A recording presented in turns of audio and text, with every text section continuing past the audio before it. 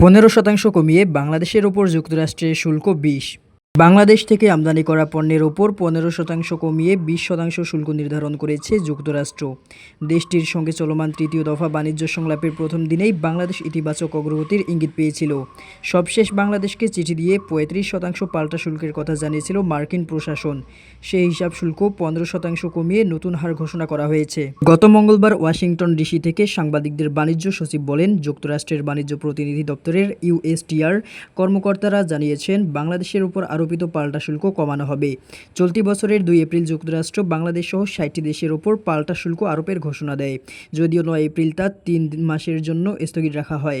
তবে স্থগিতাদেশ শেষ হওয়ার আগেই 8 জুলাই নতুন ঘোষণা দিয়ে বলা হয়, বাংলাদেশি পণ্যে 35% পাল্টা শুল্ক আরোপ করা হবে, যা 1 আগস্ট থেকে কার্যকর হওয়ার কথা। বাংলাদেশ থেকে যুক্তরাষ্ট্রে রপ্তানিকৃত পণ্যে গড়ে 15.5% শুল্ক নেওয়া হতো।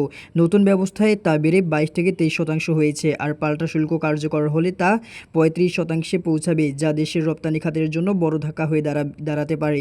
এই প্রেক্ষাপটে বাংলাদেশ বেশ কয়েকটি কৌশলগত পদক্ষেপ নিয়েছে। গত 23 জুলাই যুক্তরাষ্ট্রে একটি বিস্তারিত অবস্থানপত্র পাঠানো হয়, যেখানে শুল্ক কমানোর যৌক্তিকতা তুলে ধরা হয়। প্রধান যুক্তি হিসেবে তুলে ধরা হয়েছে, বাংলাদেশের সঙ্গে যুক্তরাষ্ট্রের বাণিজ্য ঘাটতি তুলনামূলকভাবে কম, প্রায় $6 বিলিয়ন। এর বিপরীতে ভিয়েতনামের সঙ্গে যুক্তরাষ্ট্রের ঘাটতি $123 বিলিয়ন হলেও তাদের জন্য পাল্টা শুল্ক হার 20% নির্ধারিত হয়েছে। বাংলাদেশের দাবি, এত কম ঘাটতির পরও 35% শুল্ক অন্যায্য।